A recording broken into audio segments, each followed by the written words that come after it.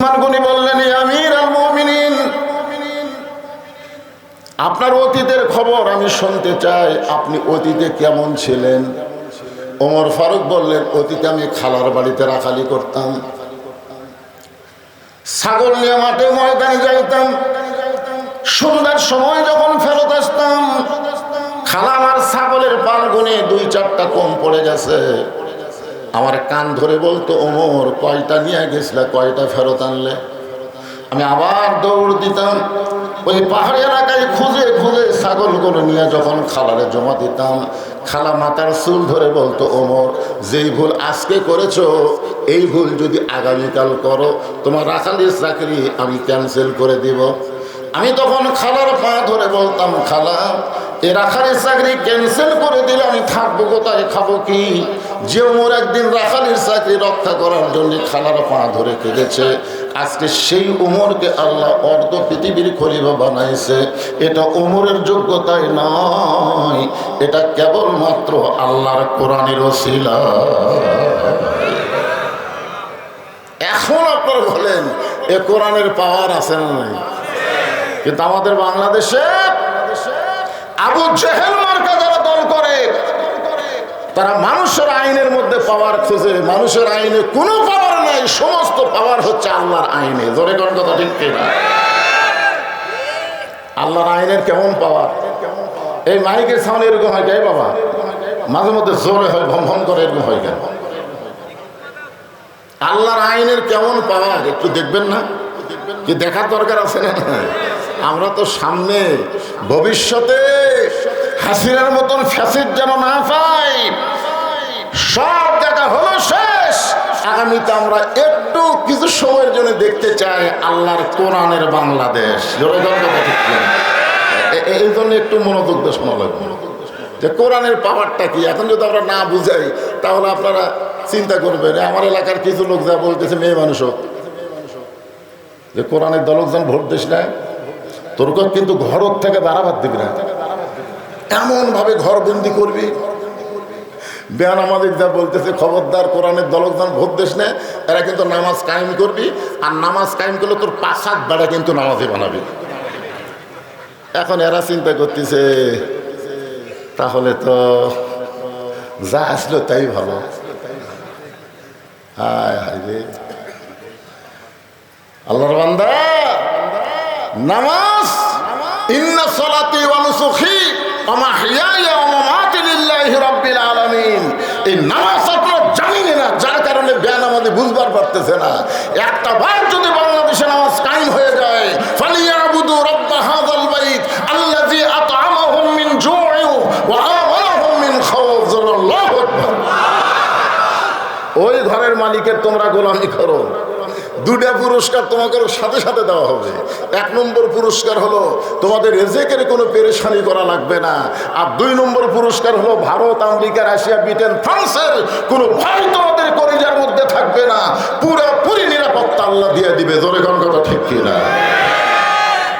এই জন্যে আল্লাহর কোরআনটা কি আমি আপনাদের একটু দেখানোর চেষ্টা করব।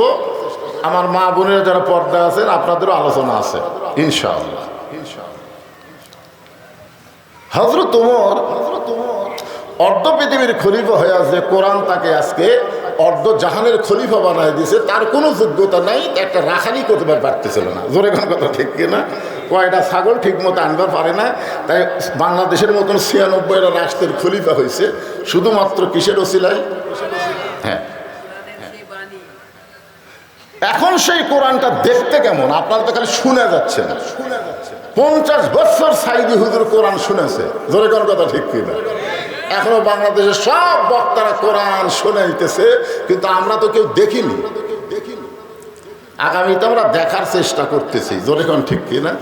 এই জন্য আমি আজকে আপনাদেরকে একটু জানাবার চাচ্ছি কোরআনটা আসলে কি।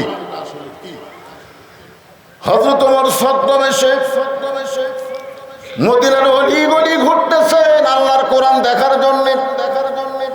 হঠাৎ হযরত ওমর দেখতে পায় বিস্তীর্ণ মরুভূমির মধ্যে একজন রাখাল উট আর দুম্বা চড়ায়। হযরত ওমর আল্লাহর কোরআন দেখার জন্য রাখালকে সালাম দিলেন, আসসালামু আলাইকুম রাখাল ভাই, আমার পেটে ক্ষুধা লাগছে, আমি উটের এক পেয়ালা দুধ চাই। রাখাল মুসকি মুসকি হাসে। ওমর ফারুক বললেন, রাখাল আমি তোমাকে সালাম দিলাম, তোমার কাছে উটের দুধ চাইলাম, তুমি উত্তরও দিলে না সালামের, দুধ দিবা কেনা সেটাও বলো না, খালি মুসকে মুসকে হাসো, কারণ কি? রাখাল বলতে, ফতিক তুমি আমার সালাম দিলে আমি সালামের উত্তর দিব না, উটের দুধ চাইলেও তোমাকে আমি দিব না। ওমর ফারুক বললেন, আমার অপরাধ কি? রাখাল বলতেছে, তোমার অপরাধ হলো আগে তোমার পরিচয় দাও, তুমি কোন ওয়ার্ডের কর্মী? হ্যাঁ, তুমি কোন পদে আছো?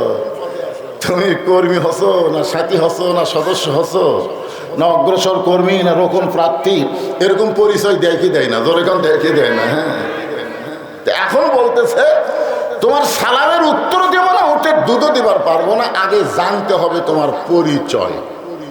ওমর ফারুক চিন্তা করে গেলেন যে আমি অর্ধ পৃথিবীর খলিফা, আল্লাহর কোরআন দেখার জন্য ছদ্মবেশ ধারণ করছি, এখন যদি আমার পরিচয় দেই তো গুমুর ফাঁস হয়ে যায়। এমন সময় আল্লাহর কোরআন বলে, ওমর রাখাল যখন তোমার পরিচয় চাইছে তুমি আসল পরিচয় দাও। তোমার আসল পরিচয় হলো মিল্লাতা আবিকুম ইব্রাহিম হুয়া সাম্মাকুমুল মুসলিমিন।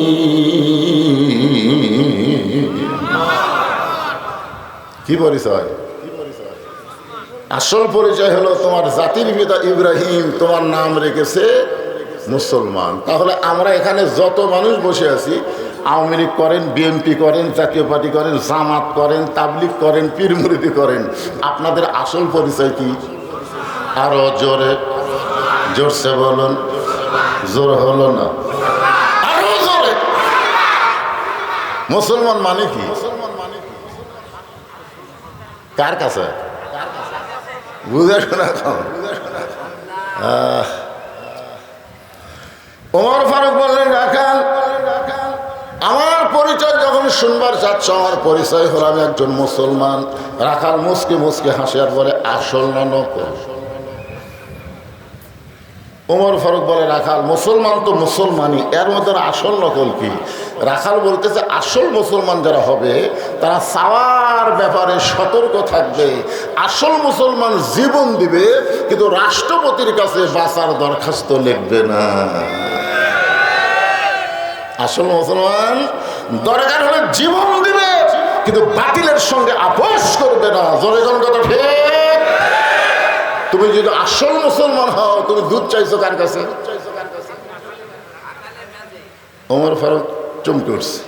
চমকে ওঠার কারণ হলো, আল্লাহর কোরআন যখন দুনিয়াতে চালু থাকবে, ওমর যদি ভুল করে একটা রাখাল পর্যন্ত ভুল ধরবার পারবে। সুবহানাল্লাহ কন্যা খান। আজকে বাংলাদেশের কোনো জায়গায় আল্লাহর আইন চালু না থাকলে মসজিদে চালু আছে, আছে না নাই? আওয়ামী লীগ, বিএনপি, জাতীয় পার্টি, জামাত ইসলাম, 4 দলের মুসল্লি মসজিদে গেছে, কিন্তু ইমামের মায়ের অসুখ, ইমাম মা উঠলে হাসপাতাল গেছে। এখন 4 দলের মুসল্লিরা চিন্তা করতেছে, কে হুজুর যখন নাই কে ইমামতি করবে? তখন আওয়ামী লীগের যাই বলো রে, তাই জামাত ইসলামের এক নেতার কাছে বলতেছে, ভাই দেখতেছেন আজকে হুজুর নাই রে, সামনে কে যাবে? তো বলতেছে, ভাই আওয়ামী লীগ আছে, বিএনপি আছে, জাতীয় পার্টি আছে। তখন 3 দলই বলতেছে, আমরা মুসল্লি হবার পারি, তবে ইমাম হবার পারি না। খেলার নাম হ্যাঁ, আল্লাহ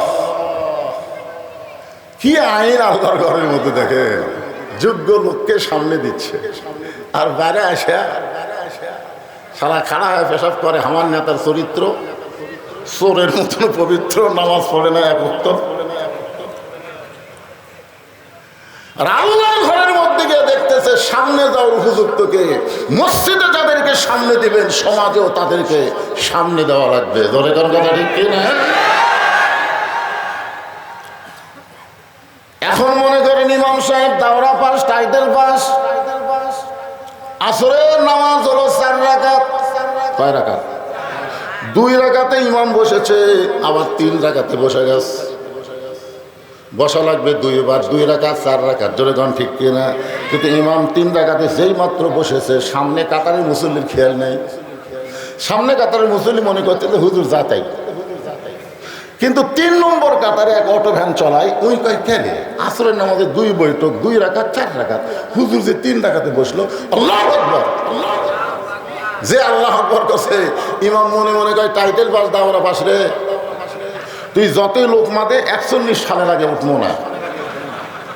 এই মনে করে ইমাম যদি স্বৈরাচারী হয়ে বসাই থাকে, আপনার মুসল্লি কার পক্ষে যাবেন? ভ্যানালার পক্ষে না নেতার পক্ষে? কেন যাবেন? কারণ মসজিদ কারো বাপের না, মসজিদে কোনো বাপের আইন চলবে না, স্বামীর আইন চলবে না, মসজিদে একমাত্র আল্লাহর আইন চলবে। জোরে কোন কথা ঠিক না? আল্লাহ নবীর তরিকা মোতাবেক ইমামতি কর, সামনে থাক, তরিকা পাল্টাবো তো বাদ দিয়ে আমরা নতুন নেতা বানাবো। জোরে কোন কথা ঠিক না? মসজিদে আল্লাহর আইন চলবি আর সমাজে চলবি না, এটা কেমন মুনাফিকি? সব লোক মসজিদ আল্লাহ দিয়ে বাদ বাকি নিজের নাম রেকর্ড করে নিয়েছে। হুজুর দেখতেছেন ওটা হুজুর আমার, হুজুর ওই সাইডটা যে পুকুর দেখতেছেন ওটা আমার, ওই সামনে যে জমিগুলো দেখতেছেন ওটাও আমার। আশহাদু আল্লাহ ইলাহা ইল্লাল্লাহ, নামাজ আশহাদু আল্লাহ ইল্লাল্লাহ, আবার বলছে ও দেখতেছেন ওটাও আমার। আর এই সেটা আমার বাপ চাচা, এলাকার মধ্যে পাও দেওয়ার জায়গা কারো নাই। তো সবই যদি তোমাকে হয় আল্লাহ, তখন বলতেছে আল্লাহটা দেখবার গেলে 2 মিনিট হাঁটা লাগবে হুজুর। আল্লাহটা দেখবার গেলে বলে 2 মিনিট হাঁটা লাগবে। 2 মিনিট হাঁটা মসজিদের কাছে যায়, বলতেছে হুজুর এখানে আল্লাহর কিছু ছিল না, আমার চাচা আল্লাহ 10 শতক দান করছে, আর আমরা সবাই মিলে আল্লাহকে একটা ঘর বানিয়ে দিছি হুজুর, এইটুকু আল্লাহ হুজুর। এই ফেরেশতাকে আল্লাহ, এই দেশের নাম কি? আল্লাহ বলে এটাই তো ফেরাউনের বাংলাদেশ। ছোট্ট হামাক দিতে বেশি অরালেছে। আল্লাহর কোরআন যখন চালু হবে, মসজিদ যেমন আল্লাহর, গোটা বাংলাদেশ আল্লাহর হয়ে যাবে। জোরে কোন কথা ঠিক কি না? কথা বলে ওমর ফারুক চোখের পানি বের করে বলতেছে, রাখাল ভাই আসলে চাওয়ার ব্যাপারে আমার ভুল হয়ে গেছে। চাওয়ার ব্যাপারে আমার কি হয়ে গেছে? রাখাল বলতেছে ভুলটা যখন স্বীকার করলে, তাহলে আল্লাহ তোমাকে তওবা করার সুযোগ দিয়েছে। আদম আলাইহিস সালাম ভুল স্বীকার করেছে, আল্লাহ তওবা করার সুযোগ দিয়েছে, কিন্তু শয়তান ভুল স্বীকার করে না। 2000 ছাত্র জনতা মরে গেল, শহীদ হয়ে গেল, 30,000-এর মতন পঙ্গু হয়ে গেল। এখন পর্যন্ত অনেক শয়তান আছে, তারা ভুল স্বীকার করতেছে না। জোরে কোন কথা ঠিক কিনা? যে শয়তানের মাও ভারতত পড়ে গেছে, ই আরো বড় শয়তান। জোরে কোন কথা ঠিক কিনা? আজও পর্যন্ত আফসোসের কোন কথা মুখ দেবার হয় না, এখন পর্যন্ত এখনো হুমকি মারতেছে। আজও একটা কল ফাঁস হতো, দেখেন কোনো আফসোস নাই। আচ্ছা ভুল হয়ে গেছে, উমর ফারুক বলতেছে ভাই আমার ভুল হয়ে গেছে। রাখাল বলে ভুলটা যখন স্বীকার করছো, আল্লাহ তোমাকে তওবা করার সুযোগ দিচ্ছে। আমরা 4 ভাই, আমার বড় ভাই প্রাইমারি হেডমাস্টার, আওয়ামী লীগ করে। আমার ছোট 2 ভাই 2 কলেজের প্রফেসর, এরা বিএনপি করে।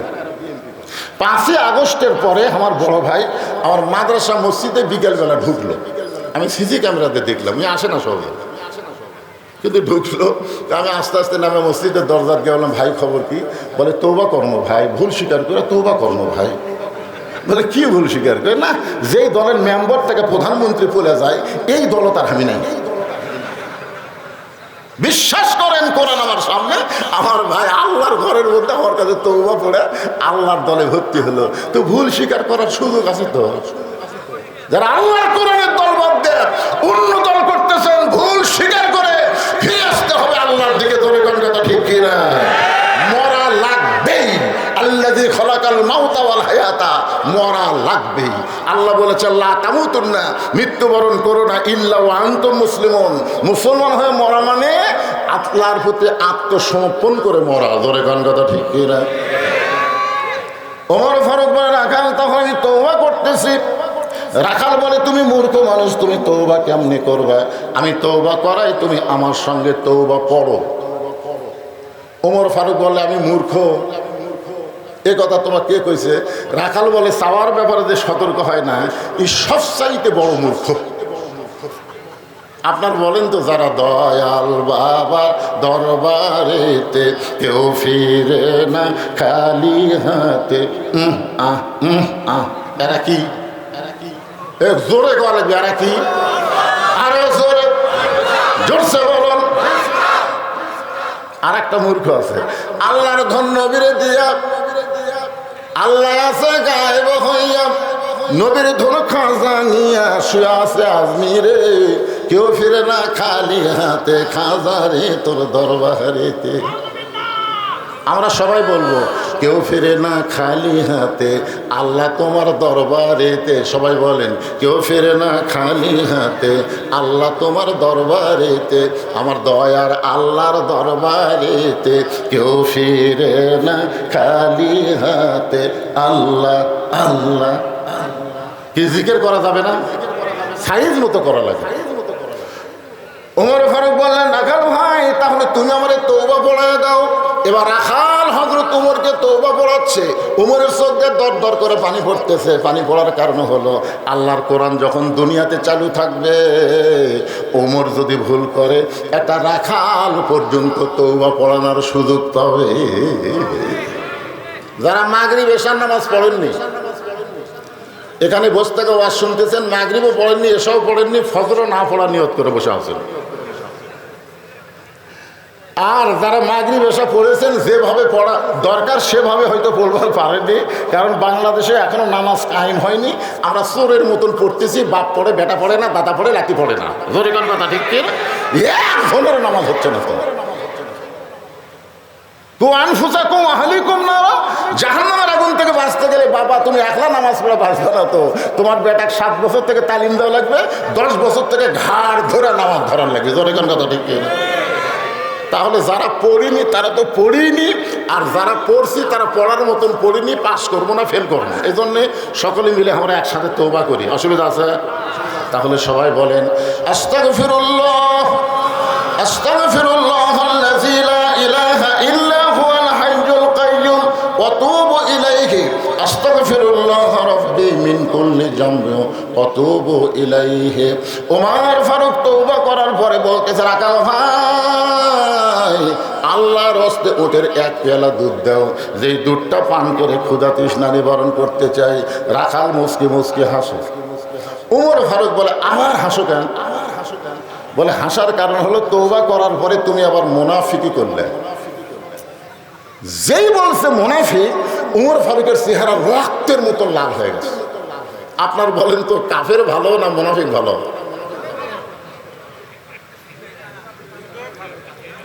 না দুটা খারাপ? ঠিকই আছে রে ভাই। আমি একজনকে বলছিলাম, আওয়ামী লীগ ভালো না বিএনপি ভালো?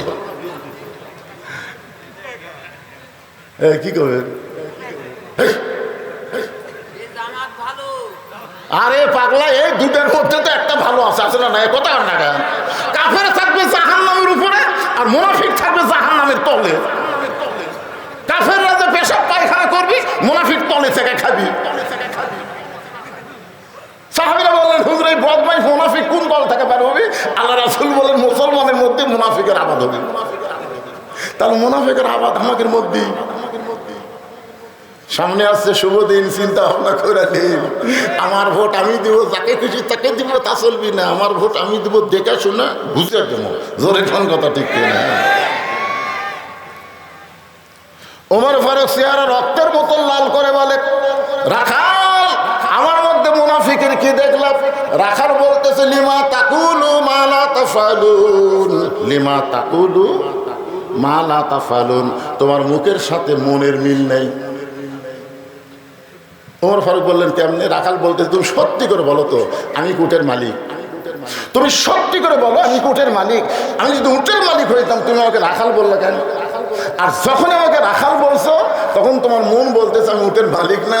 আর মালিক বাদ দিয়ে রাখালের কাছে আল্লাহর হস্তে চাইলেও রাখাল দিবার পারবি না। যার প্রমাণ আমি নিজে। এক টেস্ট থেকে নামছি, ইতিমধ্যে এক লোক দৌড়ে এসে 100 টাকার চকচকা লোট দেখে হুজুর দোয়া করে। টাকা চকচকা দেখে লোভ হলো, পকেটে থিয়ে বললাম, কি দোয়া? হুজুর আমার বইয়ের ঘটে বাচ্চা চাইছে, আল্লাহ যেন একটা পুত্র দেয়। তখন আমি চোখ বন্ধ করে দেখলাম, তোর বইয়ের পেটের বাচ্চা পুত্র করবো আমার দোয়া দিয়ে, আমারই 3টা বেটি। ওই তো আর জানি না, বুঝলেন, কিন্তু আমার তো চিন্তা করা লাগবে, কারণ প্রথম মেয়ে হওয়ার পরে আমার বউ কয়েছে ভালো করে দোয়া করবেন, আল্লাহ করে এবার একটা পুত্র দেয়। আমি সেই দোয়া করছি প্রত্যেক নামাজে নামাজে, আল্লাহ একটা নেককার সন্তান দিও, আল্লাহ একটা ছেলে দিও, একটা মেয়ে দিছো আল্লাহ। আবার মেয়ে হলো, বহু বছর পরে আবার চান্স নিলাম ছেলের জন্য, আবার একটা মেয়ে দিছে। তা আমার দোয়া দিয়ে আমার বইয়েরটাই পুত্র হয় না, তাহলে ওরটা হবেই। ওই তো জানে না, আমি তো জানি, আমার খবর আমার দৌড় আমি জানি না। পকেট থেকে 200 টাকা বের করে দিলাম, হুজুর আমি তো টাকা চাই না, হুজুর দোয়া চাইছি। পাগলা তুইও জাহান্নাতে। পরপর 3টা মেয়ের বাপ হয়েছে। সঙ্গে সঙ্গে লোকটা বলে, হুজুর তাহলে আপনারটা আপনি নেন, আমারটা আমাকে দেন। পরে যখন 100 টাকা দিলাম, মারতেছে দৌড়। আমি বললাম কোথায় যাবি? বলে এমন হুজুরের কাছে যাবো যার বেটা চাওয়াল আছে। আমি খপ করে হাত ধরে বললাম, কোনো হুজুরের কাছে না, কোনো পীরের কাছে না, কোনো বাবার কাছে না। বাবার যদি চাও তাহলে মালিকের কাছে চাও। ইয়াকা না'বুদু ওয়া ইয়াকা নাস্তাঈন। ইয়া আইয়ুহাল্লাযীনা আমানু ইসতাঈনু বিস-সাবরি ওয়াস-সালাহ ইন্নাল্লাহা মা'আস-সাবিরিন।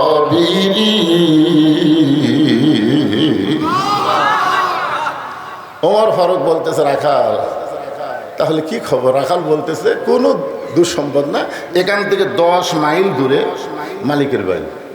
তুমি মালিকের বাড়ি যাও, যা মালিককে বলো, মালিক রাখাল উট দুম্বা চড়াই। তুমি মালিক যদি হুকুম দাও তাহলে রাখাল আল্লাহর রাস্তায় উটের 1 পেয়ালা দুধ দিবে।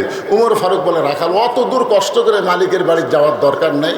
ধরো তোমাকে আমি 2টা টাকা দিচ্ছি, এই 2 টাকার বিনিময়ে তুমি উটের 1 পেয়ালা দুধ দাও। রাখাল মুসকে মুসকে হাসার বলে, পথিক তুমি হযরত উমরক চেনো? তুমি হযরত উমরক চেনো? যদি উমরকে চিন্তা এরকম বেসাইলা প্রস্তাব দেবার পারত না।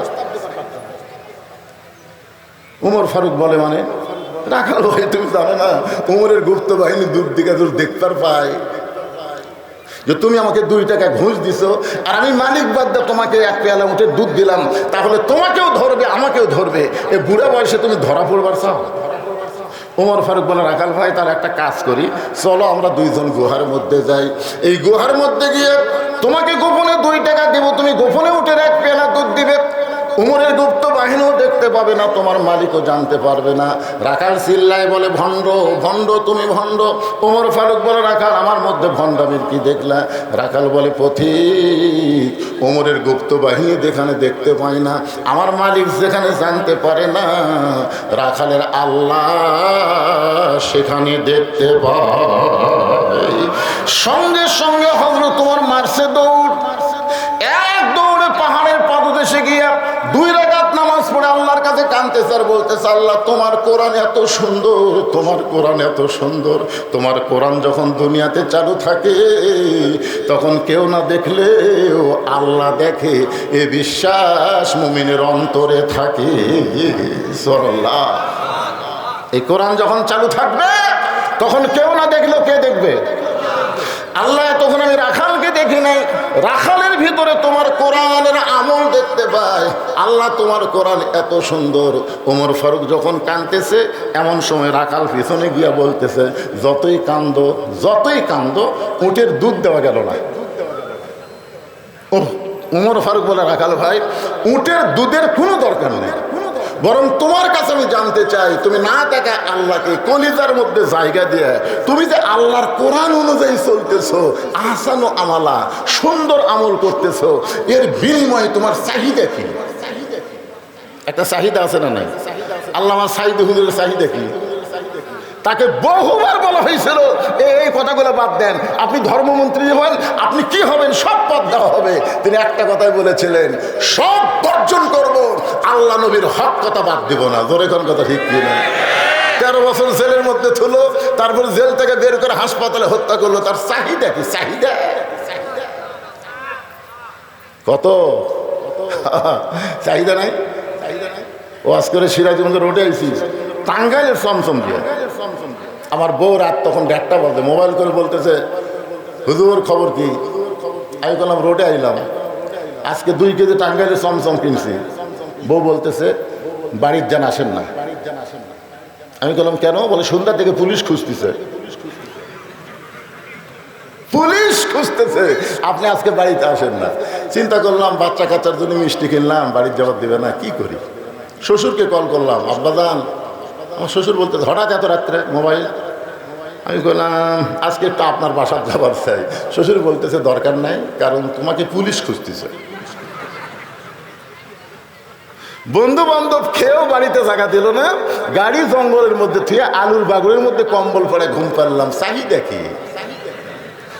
চাহিদা? ওমর ফারুক বলে রাখাল, রোদের মধ্যে উঠতুম্বা চড়াও, তোমার ভালো কোনো বাড়ি নাই, ভালো কোনো চাকরি নাই, ভালো কোনো খাওয়া নাই, এরপরেও তুমি আল্লাহর কোরআন অনুযায়ী চলতেছো, তোমার চাহিদা কি? রাখাল চোখের পানি বের করে বলে পথিক, আমার চাহিদা যখন শুনতে চাও তাহলে আমার চাহিদা হলো রব্বানা আতিনা ফিদ দুনিয়া হাসানাতাও ওয়া ফিল আখিরাতি হাসানা ওয়া কিনা আযাবান্নার। দোয়া করেন না আপনারা? দোয়া করেন না? এই দোয়া করেন না?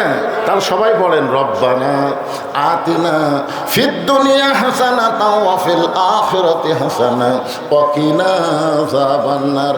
ওমর ফারুক মূর্খের অভিনয় করে বলতেছে রাখাল ভাই, তোমার চাহিদার কথা শুনতে চাইলাম, আর তুমি আমাকে কি শোনাইলা? কোরআনের আয়াত।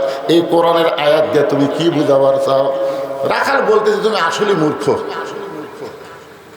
আরে পাগলা, এই কোরআনের আয়াতের মধ্যে 2টা চাহিদার কথা আছে, একটা হলো দুনিয়ার সৌন্দর্য, একটা হলো আখিরাতের সৌন্দর্য। দুনিয়ার সৌন্দর্য হলো মহামানব হযরত উমরকে আমি এক নজর দেখতে চাই, যে উমর আল্লাহর কোরআন দিয়ে রাষ্ট্র চালানোর কারণে আমার মতন রাখাল না থেকে আল্লাহকে কলিজার মধ্যে জায়গা দিবার পারছি। সেই উমরকে খালি একটা নজর দেখতে পারলে আমার দুনিয়ার চাহিদা আল্লাহ পুরো করবে। আমার 2 নম্বর চাহিদা হলো আমি রাখাল যখন মরে যাব, অধম রাখালকে আল্লাহ যেন জান্নাত দেন। ওমর ফারুক দৌড়ে গিয়ে রাখালের হাতটা খফ করে ধরে এভাবে 3টা চুমা খেয়ে বলতেছে রাখাল ভাই, তোমার 2 নম্বর চাহিদা আল্লাহ পুরো করছে, মরার সঙ্গে সঙ্গে আল্লাহ তোমাকে জান্নাত দিবে। আপনারা সুবহানাল্লাহ কোন, কিন্তু রাখাল সুবহানাল্লাহ কয় না। ওমর ফারুক বলে রাখাল সুবহানাল্লাহ বলো।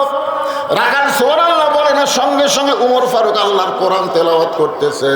ইন্নাল্লাযীনা ক্বালু রাব্বুনাল্লাহু সুম্মা ইসতাকামু তাতানাজ্জালু আলাইহিমুল মালাইকা আল্লা তাখাফু ওয়া লা তাহজানু ওয়া আবশিরু বিল জান্নাতিল্লাতী কুনতুম তুআদুন। এরপরেও রাখাল মাটির দিকে তাকা থেকে সুবহানাল্লাহ কয় না। ওমর ফারুক বলে কে রাখাল, মরার সাথে সাথে আল্লাহ তোমাকে জান্নাত দিবে, সুবহানাল্লাহ কও না কেন? রাখাল বলতেছে পথিক তুমি খুব চালাক, মরার পরে জান্নাত দিবে এই বাকি কথা সহজেই বলতেছো, কিন্তু হযরত উমরকে এক নজর দেখতে পাবো, এই লগত কথা বলতে তোমার কোন জায়গাত বাজে? ওমর ফারুক চিন্তাত পড়ে গেছে, যে রাখাল আমার তওবা পড়াছে, যে রাখাল আমাকে মুনাফিক করছে, যে রাখাল আমাকে ভণ্ড করছে, এখন যদি বলি আমি ওমর, বলাও সারা, হাত ফেল করে মরাও সারা। বুঝতে পারতেছে না? ওমর রাস্তাতে গেলে শয়তান কয়দিন যায় না, আর সেই উমরও কি পড়াছে? কথা কয় না, তওবা পড়াছে, মুনাফিক করছে, ভণ্ড করছে। এখন যদি বলে ভাই রাখাল তুমি যে উমর দেখ পারছো, আমি সে উমরে বলা শোনাও সারা, মরাও সারা। ওমর ফারুক চিন্তায় পড়ে গেলেন, আমি যে উমর, এই কথা রাখালকে কেমনে বলবো? এমন সময় আল্লাহর কোরআন বলতেছে উদউ ইলা সাবিলি রাব্বিকা বিল হিকমাহ। ওমর ডাইরেক্ট যদি বলবার না পারো তাহলে হিকমতের সাথে বলো। ওমর ফারুক বলে রাখাল ভাই, সত্যি যদি ওমরকে তুমি দেখতে চাও তাহলে ফজরের নামাজ তোমাকে সামনে কাতারে আদায় করা লাগবে। ফজর যদি সামনে কাতারে আদায় করো, মেহরাবের দিকে লক্ষ্য করে দেখবা যেই মানুষটা ইমামতি করতেছে ওই মানুষটি হলেন হযরত ওমর। তাহলে আল্লাহর কোরআন দিয়ে যখন রাষ্ট্র চলবে তখন প্রধানমন্ত্রী কি করা লাগবে? আর কথা কয় না, আর কথা কয় না। আর আল্লাহর কোরআন ছাড়া তারা প্রধানমন্ত্রী হবে, ইমামতি। এবার খালি ডক্টর ইউনূস একটু ঈদের জামাতে সামিল হচ্ছে, তাই মানুষ কি খুশি রে। যদি ঈদের নামাজের খুতবা দিত তাহলে জনগণ কি খুশি হতো। কথা কন না কেন ভাই? আল্লাহর কোরআন দিয়ে যখন বাংলাদেশ চলবে, তখন দেশের প্রধান, দেশের বড় ঈদগার খতিব হবে, বড় মসজিদের খতিব হবে। জোরে করে কথা কন না কেন? খতিব হলে কি হবে? অর্ধ পৃথিবীর খলিফা হযরত ওমর খতিব খুতবা দিচ্ছে, মাঝখান থেকে একজন দাঁড়ায় বলতেছে বন্ধ করেন, খুতবা বন্ধ করেন। ওমর ফারুক বললেন বন্ধ কেন? বলে আমাদেরকে খাটো পাঞ্জাবি দিয়ে আর আপনি লম্বা জুব্বা করে খুতবা দিচ্ছেন। যতক্ষণ পর্যন্ত জুব্বা কেমনে লম্বা হলো এটা না বলবেন ততক্ষণ খুতবা শুনবো না। বাংলাদেশের মতন ৯৬টা দেশের খলিফা, আল্লাহর কোরআন দিয়ে রাষ্ট্র চলে, একটা মুসল্লি পর্যন্ত খুতবা আটকা দিছে। এটাই হলো আল্লাহর কোরআন। জোরে কোন কথা ঠিক কিনা? ওমর ফারুক বললেন রাখাল, সত্যি যদি ওমরকে দেখতে চাও তাহলে ফজরের নামাজ তোমাকে সামনে কাতারে আদায় করা লাগবে। ফজর যদি সামনে কাতারে আদায় করো, মেহরাবের দিকে লক্ষ্য করে দেখবা যে মানুষটা ইমামতি করতেছে ওই মানুষটি হলেন হযরত ওমর। রাখাল বলতেছে ভাইজান, আমি মসজিদের বারান্দায় নামাজ পড়ি, আমি মসজিদের ভিতরে ঢোকার সাহস পাই না।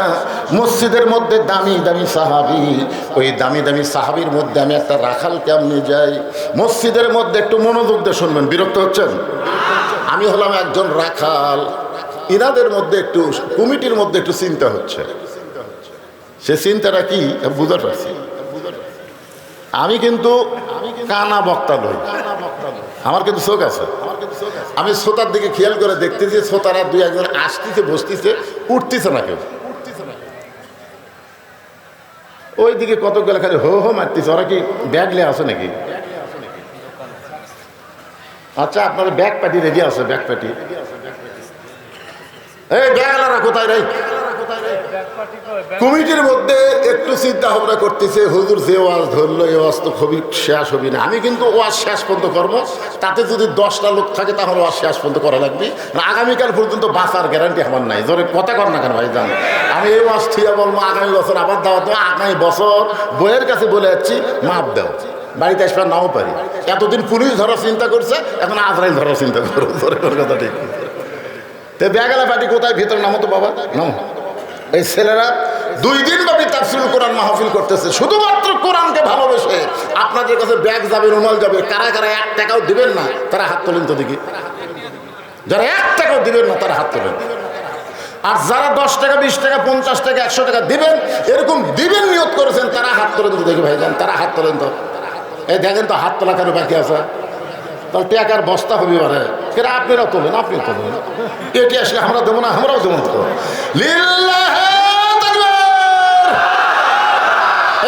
মাত্র 5 মিনিট টাইম দিলাম, 5 মিনিট, এর মধ্যে ব্যাগলা ঢোকো। ঢুকছে নাকি? ব্যাগলা ঢুকছে, একবার 20-25টা ব্যাগলা ঢোকো। এই যে ঢুকছে, এই যে ঢুকছে, দিয়ে দাও বাবা, সবাই দিয়ে দাও, সবাই দিয়ে দেন। তারপরে আপনাদের গাছ জান্নাতের বাগানে লাগার পরে আপনারা জাহান্নামে যাবেন। পৃথিবীর মধ্যে সবচাইতে জান্নাত পাওয়ার সন্দেহ করে মুসলমানেরা। আমি একজন হিন্দুকে বলছিলাম মরলে কোথায় যাবে? স্বর্গে যাবো। দেখছেন, স্বর্গ মানি তো জান্নাত, মরলে স্বর্গে যাব। একজন মুসলমানকে বললাম ভাই মরলে কোথায় যাবেন? কবরে যাব। আমরা সাহস করে বলতেই পারি না যে ফাদখুলি ফি ইবাদি ওয়াদখুলি জান্নাতি। কেউ যখন আল্লাহর বান্দা হয়ে গেল ও তখনই জান্নাতে প্রবেশ করলো। বলেন সুবহানাল্লাহ। জান্নাতের মালিক কি হিন্দু, বৌদ্ধ, খ্রিস্টান? জান্নাতের মালিক হচ্ছে যারা আল্লাহর বান্দা, যে আল্লাহ তাআলা আমাদেরকে জন্মগতভাবে মুসলমানের ঘরে কবুল করেছেন। আমরা একদিক দিয়ে আগে থাকলাম। আল্লাহ বলেছেন লা তামুতুন্না ইল্লা ওয়া আনতুম মুসলিমুন, মুসলমান না হয়ে তোমরা কেউ মরো না। যারা হিন্দুর ঘরে, বৌদ্ধর ঘরে, খ্রিস্টানদের ঘরে, ইহুদির ঘরে জন্ম নিছে, তারা মুসলমান হয়ে মরতে পারবে কিনা সন্দেহ আছে। জোরে কোন কথা ঠিক কিনা? কিন্তু যারা আমরা মুসলমানের ঘরে জন্ম নিলাম, আমাদের মুসলমান হয়ে মরার ব্যাপারে কোনো সন্দেহ নাই। এই জন্যে আমরা প্রশংসা আল্লাহর কম করব না বেশি করব? সব সময় আল্লাহর প্রশংসা করব, আলহামদুলিল্লাহ। হয়েছে করা যাবে না তো, একেবারে চুপ চুপ থেকে বসা লাগবে। আমাদের বাংলাদেশে কিছু কিছু চামচা, কিছু কিছু নেতা আছে না নাই? মাঝে মধ্যে চামচাকে নেতা বলে। যদি কোনো জায়গা ঠেকে যাস, আমাদের বগুড়ার ভাষা, তাহলে আমাকে স্মরণ করিস। ধর মোবাইল নম্বর নে, বিপদে পড়লে আমাকে স্মরণ করবি। ঠেকা গেলে আমি তোরে টাইনা নিয়ে চলে আসবো, ঠেকা গেলে টাইনা নিয়ে আসবে। বর্তমানে নেতা আর চামচা এরকম একটা সম্পর্ক আছে না নাই? কিন্তু আমাদের যিনি নেতা, তিনি শুধু দুনিয়াতে না, আখেরাতের আদালতে আল্লাহ যখন হাকিম হয়ে আমাদেরকে আসামি বানায় বিচার শুরু করবেন, ওই সময় আমাদের নবী, আমাদের নেতা আল্লাহর কাছে ওকালতি করে সুপারিশ করে জান্নাতে পৌঁছে দিবে। তাহলে কোন নেতা ধরবেন?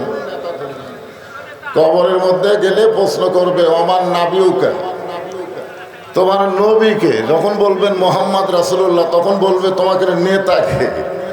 এই যে আল্লাহুম্মা সাল্লি আলা সাইয়্যিদিনা বললাম না, তখন পাল্টা প্রশ্ন হবে, নবী তো মোহাম্মদ রাসূল, নেতাকে? তখন বলবেন শহীদ জিয়া নাকি শেখ মুজিবুর। 5-7 যা বাড়ি মারবি বুঝলেন। নবী যিনি, নেতাও তিনি। জোরে কোন ঠিক কিনা? এই জন্য আমরা বললাম সাল্লি আলা সাইয়্যিদিনা। আছেন আমার মুক্তার, আছেন আমার বারিস্টার, শেষ বিচারের হাইকোর্টেতে তিনি আমায় করবেন পার। আমরা পাপী রাসূল জাবিন্দার। সকলে বলি আলহামদুলিল্লাহ। আমরা যে কোরআন থেকে তাফসীর শুনবো, এ কোরআনে কোনো সন্দেহ নেই, আছে নাকি? জালিকাল কিতাব লা রাইবা ফিহ। খুব সুন্দর কথা। এ কোরআনের মধ্যে কোনো সন্দেহ নাই, এই কিতাবের মধ্যে কোনো সন্দেহ নেই। জালিকাল কিতাব মানে এই কিতাবের মধ্যে লা রাইবা ফিহ, কোনো সন্দেহ নাই। হুদাল লিন-নাস যদি থাকতো, তাহলে পাইকারি হারে সবাই কোরআন থেকে হেদায়েত পেত। কিন্তু আল্লাহ এখানে বলেছেন হুদাল লিল মুত্তাকিন, কেবলমাত্র মুত্তাকি বান্দা বান্দি যারা কোরআন থেকে হেদায়েত পাবে তারা। ঠিক কিনা বলেন? তা আমি এই কোরআন থেকে সূরা মুলকের 2টা আয়াত আপনাদের সামনে তেলাওয়াত করেছি। মুলক আপনাদের রাজশাহী চাপাইয়ের মধ্যে কিছু কিছু লেতাবার আছে। লেতা, এরা তো নেতা না। আমাদের এলাকার ওই আগেকার যুগে যে হারকিন সিমনি ময়লা হয়ে গেলে পুরাতন কাপড় দিয়ে পরিষ্কার করতে, আর নাম হলো লেতা। আপনারা তেনা কন, আমরা লেতা কই। এরকম কিছু লেতা বলে যে ইসলামের সাথে রাজনীতির সম্পর্ক নাই, রাজনীতি নাকি ইসলামের মধ্যে নাই। এই লেতাগুলোর জন্যই আল্লাহ তাআলা সূরা মুলক নাজিল করেছে। জোরে কোন কথা ঠিক কিনা? খুব সুন্দর। আমাকে এক হাজী সাহেব বলতে যে হুজুর, আপনারা ওয়াজত গেলে খালি রাজনীতি করেন, রাজনীতি ছাড়া ওয়াজ করতে পারেন না। তা আমি কেন, হাজী সাহেব আপনি তো হজ করবার যাও রাজনীতি করছেন। তখন হাজী সাহেব আমাকে কান ধরে বলতেছে, নাউজুবিল্লাহ হুজুর, আল্লাহর ঘর তাওয়াফ করতে গিয়ে আমি রাজনীতি কোথায় করলাম? আমি বললাম ঠিক আছে, আপনি তলবিয়াটা পড়েন তো।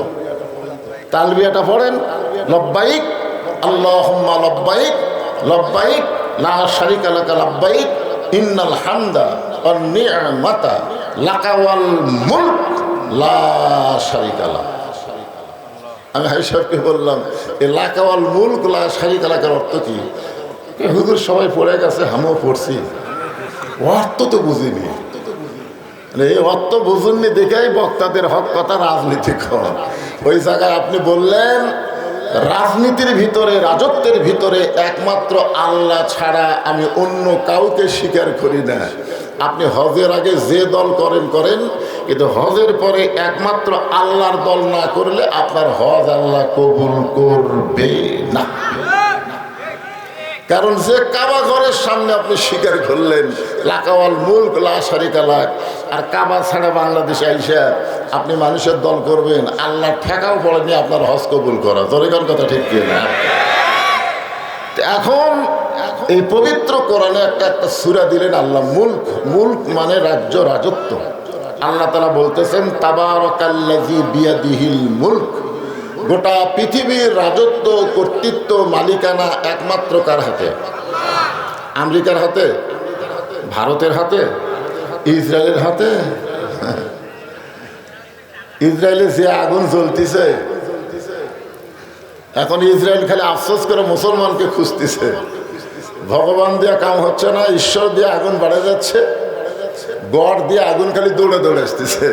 এখন আল্লাহ ছাড়া গতি নাই। জোরে কোন কথা ঠিক কিনা ভাই? গোটা পৃথিবীর রাজত্ব, কর্তৃত্ব, মালিকানা একমাত্র আল্লাহর হাতে। আলা কুল্লি শাইইন কাদির। প্রত্যেকটা বিষয়ের উপরে, প্রত্যেকটা বিষয়ের উপরে একমাত্র ক্ষমতা কার? এটা বিশ্বাস করা লাগবে তো, খালি মুখ দিয়ে বলে হবে না। প্রত্যেকটা বিষয়ের উপরে একমাত্র ক্ষমতা আল্লাহ। সে আল্লাহ বলতেছেন আল্লাযী খালাকাল মাউতা ওয়াল হায়াতা লিয়াবলুয়াকুম আইয়ুকুম আহসানু আমালান ওয়া হুয়াল আজিজুল গফুর। মৃত্যু এবং হায়াতকে, মাইকের সাউন্ড একটু সাইজ করো বাবা, বেশি জোরে দিও না, আবার আসতেও দিও না। মৃত্যু এবং হায়াতকে সৃষ্টি করেছেন কে? এই কথাগুলো খেয়াল করে শুনবেন। আল্লাহর কোরআনের যখন কথা হয় তখন কি করা লাগবে? ওয়াইজা কুরিয়াল কোরআনু কি ফাসতামিউ লাহু ওয়া আনসিতু লাআল্লাকুম তুরহামুন। তো কোরআনের অর্থ যখন কয় তখনও তো চুপ থেকে এটা বোঝার জন্য শোনা লাগবে না? কি কোন শোনার দরকার আছে না? এদিক সেদিক তাকান কেন? বক্তা কালো হলেও চেহারার দিকে তাকা থাকেন। আল্লাহ সগীরা গুনাহ মাফ করে দিবেন। কি? হ্যাঁ, সব মনোযোগ দিয়ে তাকাবেন। মৃত্যু এবং হায়াতের স্রষ্টাকে আরো জোরে জোরসে বলেন মাশাআল্লাহ। লিয়াবলুয়াকুম, পরীক্ষা করা হবে। আইয়ুকুম আহসানু আমালা, সুন্দর আমল। বিষয়টার নাম হলো সুন্দর আমল। আপনার বলেন তো, সুন্দর আমল করার পরিবেশ বর্তমানে বাংলাদেশে আছে? মাথা ঝোঁকালে হবে না, হিসাব করে বলেন তো, সুন্দর আমল করার পরিবেশ আছে? মনে করেন একটা হিন্দু সন্তান জন্ম দিয়ে মুসলমানের বাড়িতে লালন পালন করতে দিছে। জন্ম দিছে হিন্দু, মুসলমানের বাড়িতে লালন পালন করতে দিছে। 10 বছর পরে হিন্দু তার সন্তানকে ফেরত নিছে। আপনারা বলেন তো, এই সন্তান আল্লাহ কবে না ভগবান কবে? কেন? মুসলমানের পরিবেশে বড় হচ্ছে।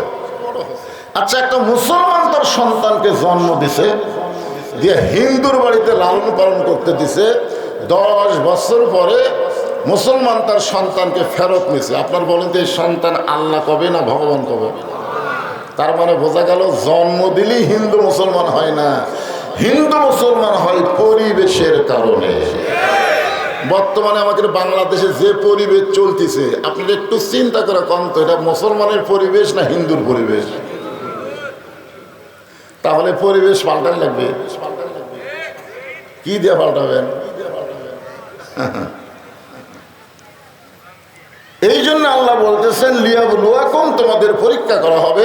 আইয়ুকুম আহসানু আমালা। একটু মনোযোগ দিয়ে শোনেন। সুন্দর আমল করতে গেলে ধারাবাতের মতো একটু খেয়াল করেন, তারপর আর খেয়াল না করলে আপনারা এমনি খেয়াল করবেন। আগে ওয়াজের লাইনও তুটপাত দেন।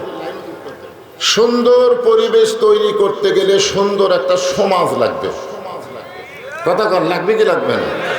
সুন্দর একটা সমাজ যদি তৈরি করতে চান তাহলে সুন্দর একটা রাষ্ট্র লাগবে। জোরে কান, কি লাগবে?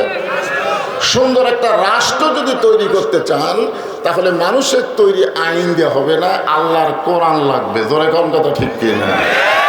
এখন আপনারা বলেন এই কোরআন কি খালি ওয়াজের মধ্যেই সীমাবদ্ধ না সব জায়গায়? এই যে বললো না আল কোরআনের আলো, আপনারা বললেন ঘরে ঘরে জালো।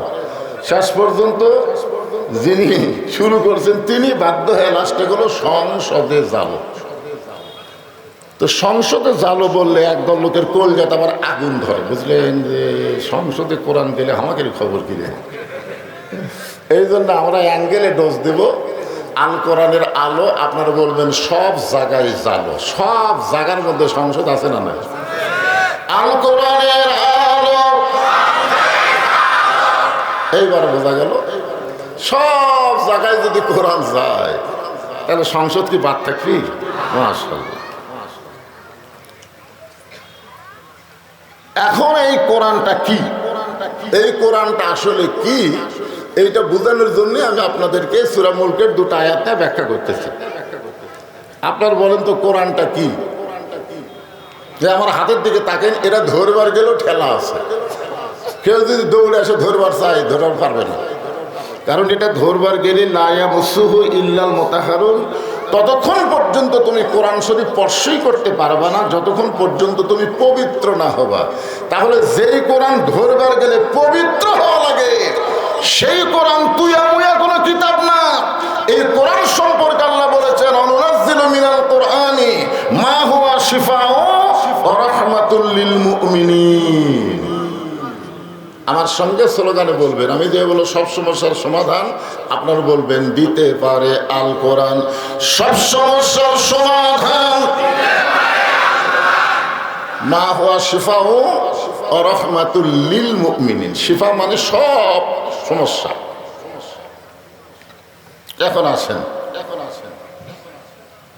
এই কোরআনকে সর্বপ্রথম যিনি হেদায়েত স্বরূপ মনে প্রাণে গ্রহণ করেছেন সেই মহামানবের নাম হলো হযরত ওমর। নামটা খেয়াল তো, নাম কি?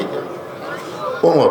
তিনি কিন্তু আল্লাহ রাসূলকে হত্যা করার জন্য রওনা দিয়েছিলেন, জানা ঘটনা, ঠিক কিনা বলে? আচ্ছা, হত্যা করবার সরাসরি কি রাসূলের কাছে যাওয়ার পারছিলেন? রাস্তার মধ্যে খবর পেলেন যে তার বোন ভগ্নিপতি কোরআনের দলে ভর্তি হচ্ছে। কোন দলে ভর্তি হচ্ছে? কোরআনের দলে ভর্তি হচ্ছে। তখন নবীর কাছে না গিয়ে বোন ভগ্নিপতির বাড়িতে গেলেন। তাদেরকে এক সময় খুব মারধর করার পরে বললেন যে তোরা কি যেন পড়তেছিলি, আমি একটু শুনতে চাই। মানে শুনেছে, যখন দরজার দাঁড়াছে তখন পড়েছে। কি পড়েছে? ইন্নামাল মুমিনুনা আল্লাযীনা ইযা যুকিরাল্লাহু ওয়াজিলাত কুলুবুহুম ওয়া ইযা তুলিয়াত আলাইহিম আয়াতুহু জাদাতুহুম ঈমানান ওয়া আলা রাব্বিহিম ইয়াতাওয়াক্কালুন।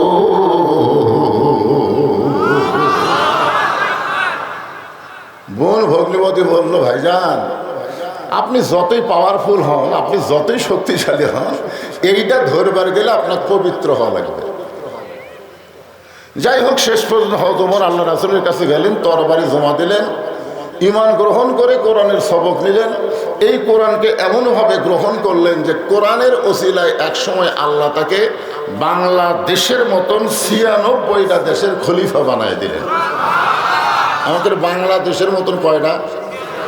৯৬টা দেশের খলিফা হযরত ওমর একসময় হয়ে গেল। আইয়ুকুম আহসানু আমালা, এই শব্দের ব্যাখ্যা শোনার জন্য গুরুত্ব দিয়ে শুনতে হবে। এক সময় তিনি নিজের গালে নিজে চড় মারতেছেন, ডান হাতে ডান গালে, বাম হাতে বাম গালে। মসজিদের মেম্বারে বসে নিজের গালে নিজে যখন চড়ায়, এমন সময় ওসমান গনি মসজিদের মধ্যে ঢুকে বলতেছে, আমিরুল মুমিনিন আপনি কি পাগল হয়ে গেলেন? কি আছে? কি এর মধ্যে বাচ্চা আছে?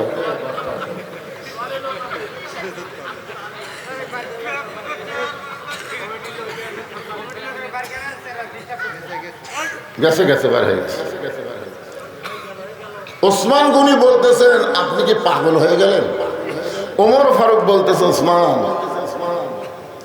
এই মসজিদের মেম্বরে বসে মিন শাররিল ওয়াসওয়াসিল খান্নাস, মিন শাররিল ওয়াসওয়াসিল খান্নাস, আমার খান্নাস ভিতরে একটা নফস আছে, আছে না নাই? আমাকে ধোকা দিচ্ছে। ওসমান গনি বললেন, কি ধোকা? বলে, আমার নফস বলতেছে আমি নাকি অর্ধ জাহানের খলিফা। তো ওসমান গনি বলতেছে, ঠিকই তো কইছে, বর্তমানে আপনি অর্ধ জাহানের খলিফা। উমর ফারুক বললেন, ওসমান, শুধু বর্তমানকে নিয়ে যারা চিন্তা করে এরা ভবিষ্যৎ ভুলে যায়। শেখ হাসিনা বর্তমানকে নিয়ে চিন্তা করে 41 সাল বলেছিল, কিন্তু 24 সালই যাওয়া লাগছে। ধরে কোন কথা ঠিক কি না? ভবিষ্যৎ কি হবি এই চিন্তা করে না, বর্তমান খালি কয় কি হনু রে, কি হনু রে।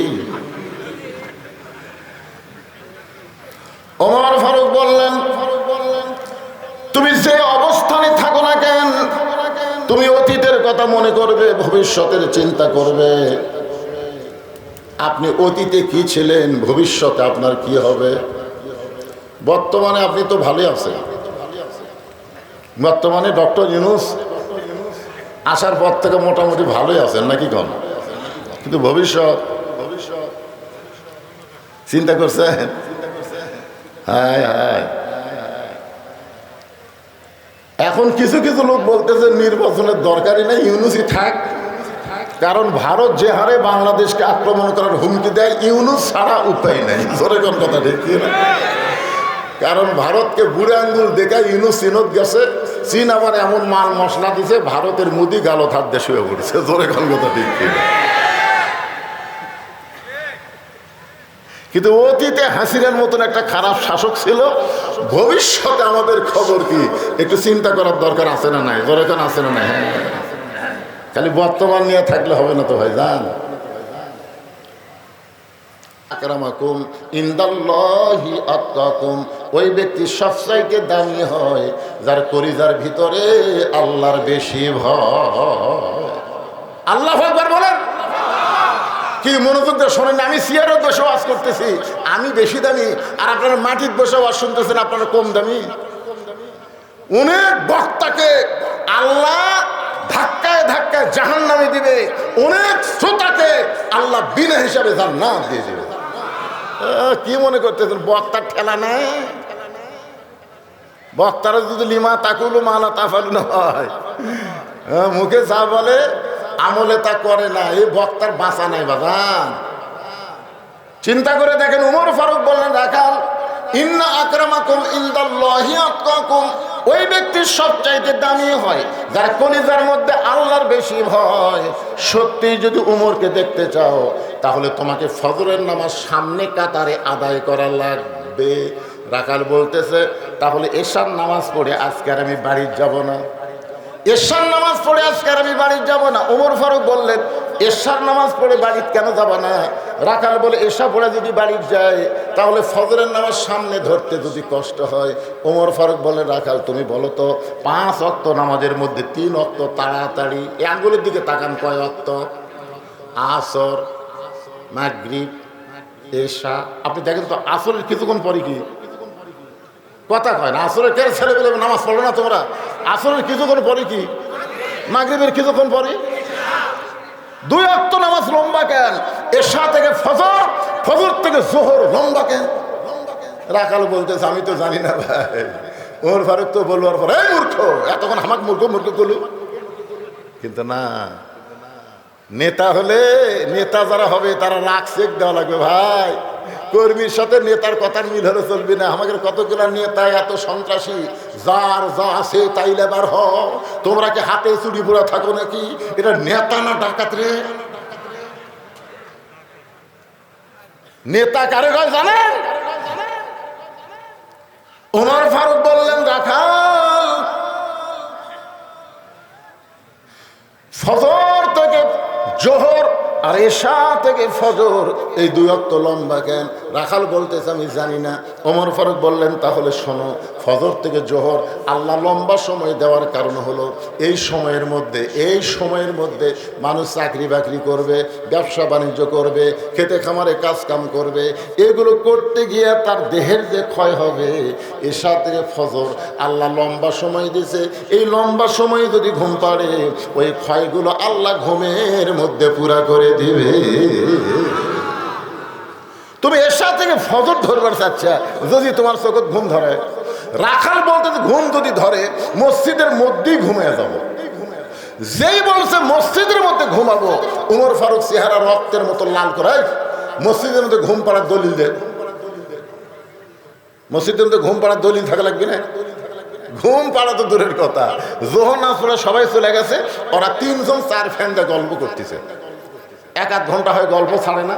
দুই কান্দে দুই ফেরেশতা বলতেছে আল্লাহ সবাই নামাজ পড়ে চলে গেল, ফাইজা কুদিয়াতে সলা ফান্তা শুরু ফেলা, তেহারা তিনজন চার ফ্যানটা গল্প করতেছে, রেজাল্ট কি? আল্লাহ বলতেছে রেজাল্ট হলো ওই যে ফ্যান ঘুরতেছে, এই ফ্যান ঘোরার কারেন্টের বিল এই তিনজন যদি আলাদাভাবে পরিশোধ না করে এরা জান্নাত যাওয়ার পারবি না, কারণ মসজিদের বাপের ঘর না যে ইচ্ছা মতো ফ্যান ঘুরাবি। জোরে কোন কথা ঠিক কথা বল না কেন? আগে ছোটবেলা দেখছি কাঁচা পেঁয়াজ খাইয়া রসুন খাই কেউ মসজিদ ঢুকলে মুরব্বীর তা কুনের ঘুতে মারছে, তোর মুখ পেঁয়াজ গন্ধায়, ফেরেশতারা দুর্গন্ধ সহ্য করতে পারে না। কাঁচা পেঁয়াজ রসুন খায় মসজিদে ঢোকেনি, আর এখন মসজিদের মধ্যে পেঁয়াজ কাটতেছে, কাটতেছে, কে ভাই পেঁয়াজ কাটতেছে? মুড়ি মাখমো হুজুর, মুড়ি মাখমো। মসজিদ তোর বাপের রান্নাঘর বানাছো? হ্যাঁ, আল্লাহর ঘর মসজিদের গুরুত্ব আছে না নাই? এখন আছে না নাই? ওমর ফারুক বললেন রাখাল আজানের গুরুত্ব দিও। 5 ওয়াক্ত নামাজের মধ্যে সবচাইতে গুরুত্বপূর্ণ আজান হলো ফজরের আজান। জোরে বলেন কিসের আজান? ফজরের আজানের মধ্যে একই শব্দ 2 বার কয়। যুবকেরা তোমরা শুনবার পাও? মুরব্বী করে বলতেছেন, আপনি তো শুনবেনই, চামড়া ঢিল আল্লাহর সাথে দিছেন মিল। এই যুবকেরা চামড়া টাইট টাইট, 3টা পর্যন্ত ফেসবুক দেখে টাইট। যেই ফজরের আগের দিক দ্বারা ঘুমায়া যায়, আসসালাতু খায়রুম মিনান নাওম, যদিও শুনবার পাই শীতের দিন, ল্যাপ তুলে দিছে মাথার উপরে। এখন পাও যদি বাইরে থাকে, পাও টানে বুকের কাছে থসে, বাইরে থেকে মনে করবেন চাউলের বস্তা ঢেঙ্গা থসে, মাথাও নাই পাও নাই। কোন একজন চালাকি করে যদি ল্যাপ টান দেন, ল্যাপের মধ্যে তাকায় দেখবেন ল্যাপের ভিতর ওর সাইজ আর সকালবেলা সাইড থেকে কুত্তার সাইজ একই সাইজ। ফজরের নামাজ বাদ দিয়ে ঘুম পাড়ে যারা, আপনার বলবেন কুত্তার আমল করে তারা। ফজরের নামাজ বাদ দিয়ে ঘুম পাড়ে যারা, কে কে বলতেছেন? আরে জোরে জোরে বলা লাগবে। যে বলো ফজরের নামাজ বাদ দিয়ে ঘুম পাড়ে যারা, কুত্তার আমল করে তারা। ফজরের নামাজ বাদ দিয়ে ঘুম পাড়ে যারা, লালপুর এ ওয়াজটা আমি লালপুর করছি, বুঝলেন? ফজর নামাজ বাদ দিয়ে ঘুম পাড়ে যারা, কুত্তার আমল করে তারা। ভাই কেবল এই মিছিল করার সাথে সাথে 4-5টা কুত্তে আসে ওই সাইডে গেলে, যেরকম মুয়াজ্জিন আযান দিলে কতগুলো কুত্তে কাম কাম করে না। আমি চিন্তা করলাম কে রে, কি ভুল করলাম, কুত্তে কাম কাম করে। আমি তারপর চিন্তা করলাম সুম্মা রাদাদনাহু আসফালা সাফিলিন। ও রে, তাই তো রে। আমি তখন আবার স্লোগান পাল্টায় বললাম, ফজরের নামাজ বাদ দিয়ে ঘুম পাড়ে যারা, কুত্তার চাইতেও খারাপ তারা। যেই কাছে কুত্তার চাইতেও খারাপ তারা, কুত্তা দৌড়, কুত্তা করছে। এইবার ঠিক ওয়াজ করছে। হে সুম্মা রাদাদনাহু আসফালা সাফিলিন, এরা জন্তু জানোয়ারের চাইতেও জঘন্য। এই ফজরের নামাজ কেউ যদি বাড়ি পড়ে, তার মধ্যেও মুনাফিকি থাকবে। জোরে করার কথা ঠিক কিনা? ওমর ফারুক বললেন রাখাল আজানের গুরুত্ব দিও।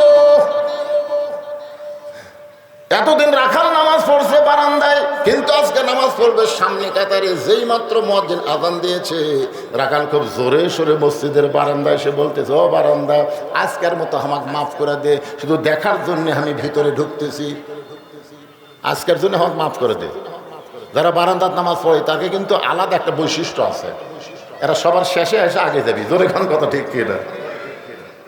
রাখাল মসজিদের মধ্যে ঢুকতেছে। ভাইজান একটু গুরুত্বপূর্ণ ওয়াজ মনোযোগ দিয়ে শোনেন, ঢোকারও নিয়ম আছে না নাই? মসজিদের মধ্যে ঢুকতে গেলে কোন পায়ে? আওয়ামী লীগ যদি করেন কোন পায়ে? দল করেন বামপন্থী, ঢুকলেন ডান পাও। তার মানে বোঝা গেল আপনি নিজেই জানেন সব জায়গায় বামপন্থী চলবে না, ডান পায়ে শুধু ঢুকলে হবে না, জবান খুলে একটা দোয়াও পড়া লাগবে, আল্লাহুম্মা আফতাহ লি আবওয়াবা রহমাতিক।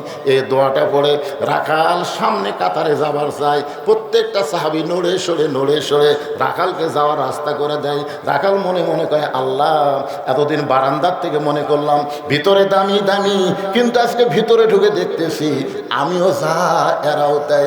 ভিতরে না ঢুকলে বোঝা যায় না, ইসলামের ভিতরে ঢুকলে বুঝবেন প্রত্যেকটা মুসলমান ভাই ভাই। ধরে কোন কথা ঠিক কি না? এই জন্য আল্লাহ বলেছেন উদখুলু ফিস-সিলমি কাফা। ভিতরে না ঢুকলে বোঝা যাবে। এসপি সাহেব সামনে কাতারে দাঁড়াইছে, একটা মুসল্লি না হলে কাতার পুরা হচ্ছে না। এসপি কয় কাতার পুরা হচ্ছে না, দেখি কোনো মুসল্লি আছে কিনা। তাকায় দেখে মসজিদের দরজা চৌকিদার খাড়া হয়ে আছে। কে খাড়া হয়ে আছে? ডাকতেছে, আয়। চৌকিদার বলে, না স্যার আপনি এসপি, আমি চৌকিদার। এসপি কয়, পাগলা তুই চৌকিদার আমি এসপি, ওটা বাইরের কথা, ভিতরের কথা তা লয় রে, আয়।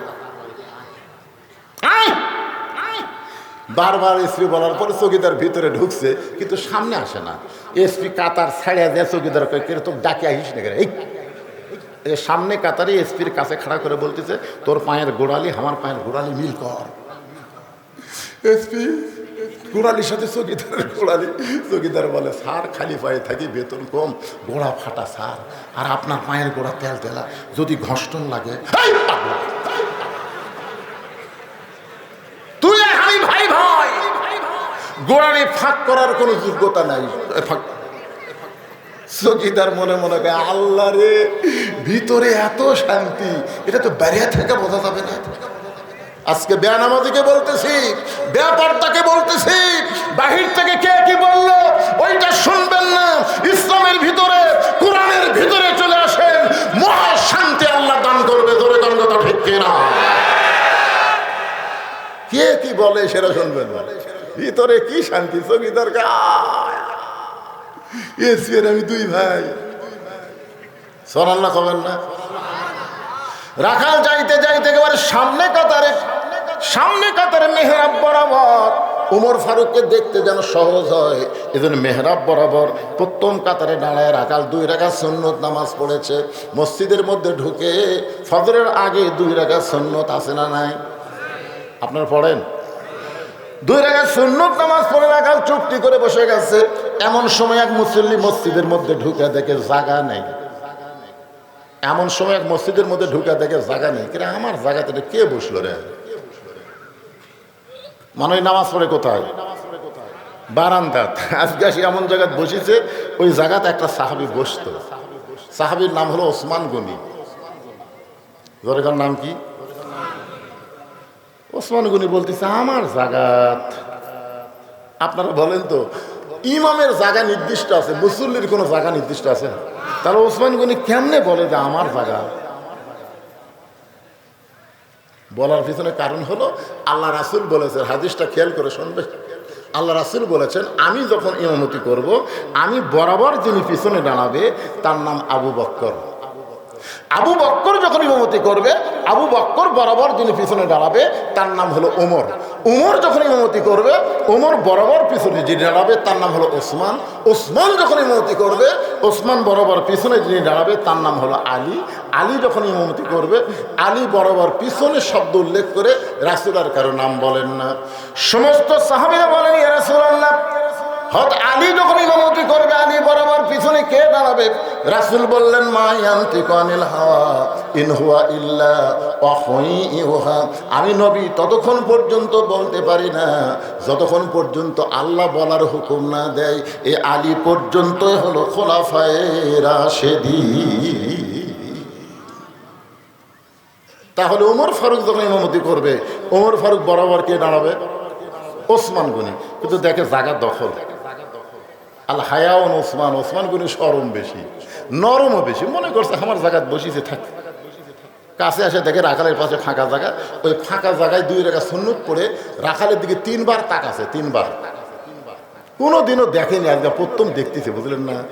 সরাসরি দেখবার পারতেছে না, বুঝলেন না? রাখাল কিন্তু তাকে আছে কে একবার দেখলো,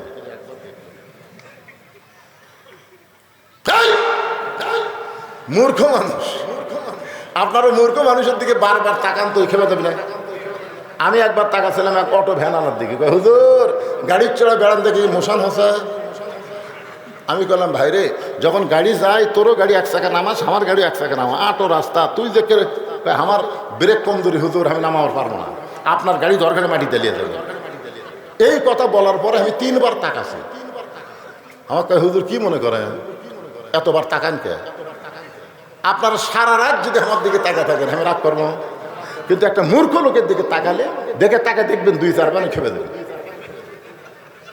রাখার বলেছে এই মিয়া বারবার আমার দিকে কি দেখো মিয়া। ওসমান গনি ভয়ে লাফ দিয়ে উঠছে, উঠে বলতেছে ভাই যান আপনাকে কোনোদিন আমি সামনে কাতারে দেখি নাই, আজকে একটু ভালো করে দেখার জন্য 3 বার তাকাইছি। আপনার পরিচয় কি? বলে আমার পরিচয় হলো আমি একজন রাখাল। যে বলেছে আমার পরিচয় আমি একজন রাখাল, ওসমান গনি মুসকি মুসকি হাসতেছে। মুসকি মুসকি হাসার কারণ হলো রাখাল যারা হবে তাদের ভাষা নরম হলে চলবে না, রাখালের ভাষা মাঝে মধ্যে গরমও হওয়া লাগবে। আল্লাহ রাসূল বলেছেন প্রত্যেকটা অভিভাবককে আল্লাহ রাখালের দায়িত্ব দিয়ে দুনিয়াতে প্রেরণ করছে। শোনেন, আপনি গরু ছাগল মাঠে নিয়ে গেছেন, আপনার গরু ছাগল যদি কারো আবাদের দিকে যায় আর আপনি যদি বলেন বাবা গরু ওদিকে আবাদ আছে, বাবা যাস না বাবা, ওই শুনবি। আর যদি লাটে এই গরু, আরে এক ধাপ, দেখবেন গরু কিন্তু মানুষের চাইতে ভালো শোনে। এই জন্যে আল্লাহর পক্ষ থেকে প্রত্যেকটা অভিভাবককে আল্লাহ রাখালের দায়িত্ব দিয়ে প্রেরণ করেছে। এখন হয়তো আপনারা মনে করতেছেন হুজুর আমার তো গরু ছাগল নাই, আমি কার ওপর রাখালি করব? আপনি চোখ বন্ধ করে দেখেন আছে, চোখ বন্ধ করে বিবেকের আয়না দিয়ে তাকায় দেখেন আছে। আপনার বাড়িতে 42 বছরের একটা গাভী আছে, চোখ বন্ধ করে দেখেন 42 বছরের একটা গাভী আছে। এখন ভাইয়ের ডার কত বয়সের আমি জানি না, আমার ডার মুরব্বী কি বুঝতে পারতেছে না, রাগ করে বসে আছে। 42 বছরের একটা গাভী আছে, 22 বছরের একটা আইডিয়া আছে, 17 বছরের একটা বকনা আছে। গাভী হচ্ছে বউ, আইডিয়া হচ্ছে বেটা, বকনা হচ্ছে মেয়ে। আপনার বলেন তো এই 3টার উপর আপনার রাখালি করার দায়িত্ব আছে না নাই?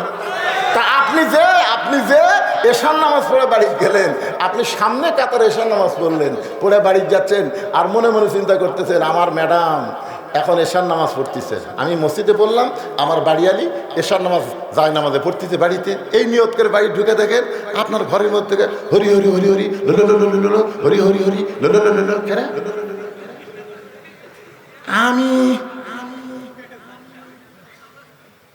আমি নামাজ পড়লাম মসজিদে, আমার বাড়ি হরি হরি, ঢুকে দেখেন আপনার ম্যাডাম 42 বছরের গাভী তার জলসা দেখতেছে। তাহলে আপনি কি রাখালি করবেন? এই সময় আপনি কি রাখালি করবেন? কি কোন রাখালি করার দরকার কথা কোন আছে না? আপনি কাছে গিয়ে রিমোট কন্ট্রোল নিয়ে টিভি অফ করে বলবেন এই তুই যে স্টার জলসা দেখতেছিস, এই স্টার জলসা কোন দেশের? ভারতের। তুই জানিস আমাদের 400 বছরের পুরাতন বাবরি মসজিদ ভাঙ্গা ভারত রাম মন্দির বানাচ্ছে। যে ভারত মসজিদ ভাঙ্গা রাম মন্দির বানায় সেই ভারতের কোনো চ্যানেল মুসলমানের ঘরে চলবে না। ভারত আবার মুসলমানদেরকে অত্যাচার করতেছে, নির্যাতন করতেছে, মসজিদ মাদ্রাসা ভাঙতেছে। এই ভারতের কোনো কিছু আমরা আর দেখবো না। আজ থেকে ভারত বয়কট করে দিলাম। জোরে গঙ্গা ঢেকছে না।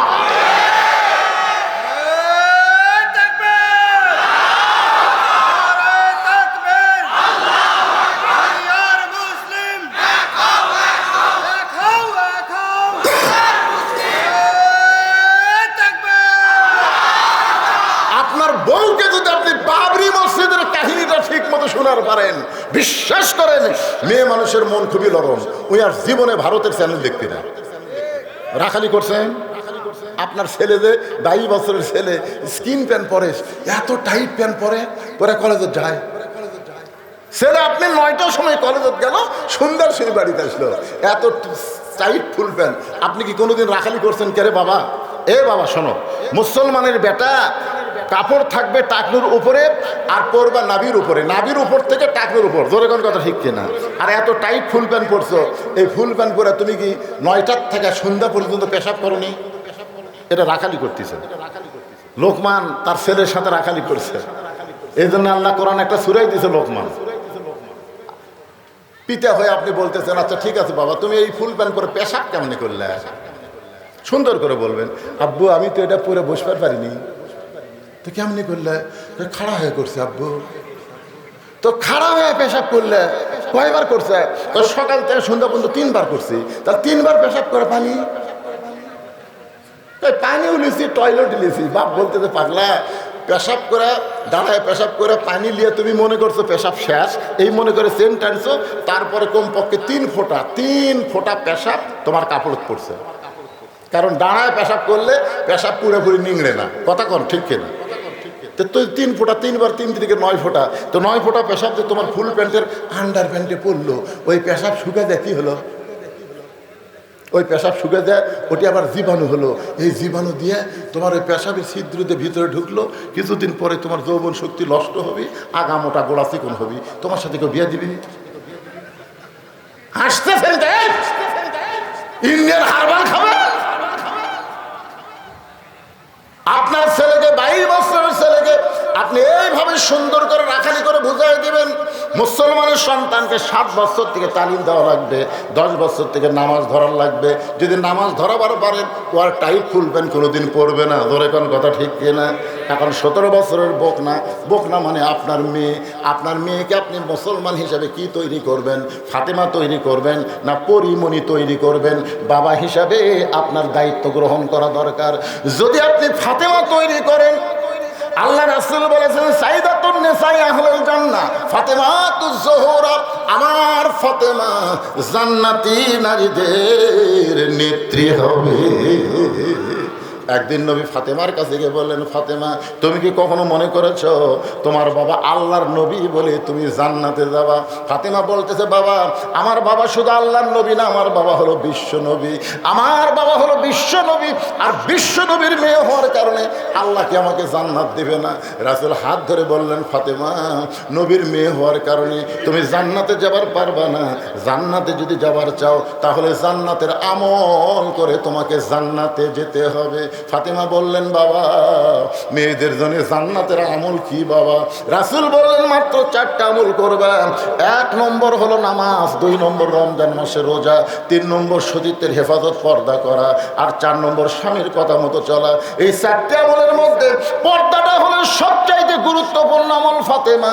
এই পর্দার মধ্যে যদি থাকতে পারো, বাকি 3টা আমল আল্লাহ তোমার জন্য সহজ করে দিবে।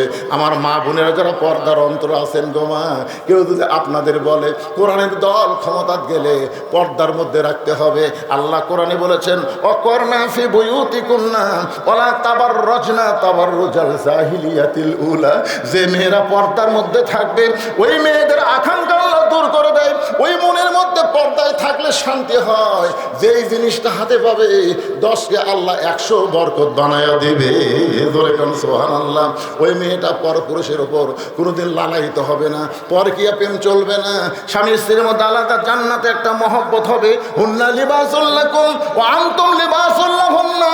স্বামী হলো বিবির পোশাক, বিবি হলো স্বামীর পোশাক। পুরুষের দরকার তার বউকে পর্দায় রাখা, আর মেয়ের দরকার সবসময় পর্দার মধ্যে থাকা। এই পর্দার মধ্যে যদি মা থাকতে পারেন, ফাতেমার সঙ্গে আল্লাহ জান্নাত দেবে। গভীর রাত্রে ফাতেমাকে হযরত আলী কবর দেওয়ার পরে আল্লাহকে বলতেছে, আল্লাহ এই ফাতেমার পর্দা কবুল করে নাও। এই দোয়া করার পরে তাকায় দেখে সামনে কয়েকটা পুরাতন কবর দেখা যায়। এই মাত্র ফাতেমার নতুন কবর দেখতে পাইলাম। হযরত আলী জান্নাতুল বাকি দৌড়ায় বলে, ফাতেমার কবর, ফাতেমার কবর। কে যেন বলতে চালি রে, ফাতেমা পর্দা নিশি, আমি আল্লাহ জোহরা ডিগ্রি দিয়া ফাতেমার কবরটাকে কিয়ামত পর্যন্ত পর্দা করে দিয়েছি। ওসমান গনি বললেন, ভাইজান আপনাকে কোনোদিন দেখিনি তো, এই জন্যই 3 বার দেখছি ভাই। রাগ করছেন? রাগাল বলতেছে, রাগ তো একটু হসি, তো কোনোদিন দেখিনি আজকে প্রথম কাতারে। কারণ কি? রাখাল বলতেছে, আমি বারান্দাত নামাজ পড়ি ভাই, আজকে বেকায়দা দেখার জন্য আসছি। আজকে দেখা হয়ে গেলে এই কষ্ট করে আমি আর এই জায়গাতে আসবো না। কারণ বারান্দাত নামাজ পড়ার মধ্যে যে মজা আছে, সামনে কাতারও ছেড়ে নেই। যারা বারান্দার পড়ে তারা জানে, নামাজ পড়ে শেষে এসে আগে যায়, সামনে কাতারে পড়লি এই যেই বার হবে দেখে দেখে নিয়ত করে ফেলা দিয়েছে 2-4 জন, আর কে রে কোন দিক দিয়ে যাই রে। এখন সেই জন্য মসজিদ আবার ইয়ে তোদের লাঠি কি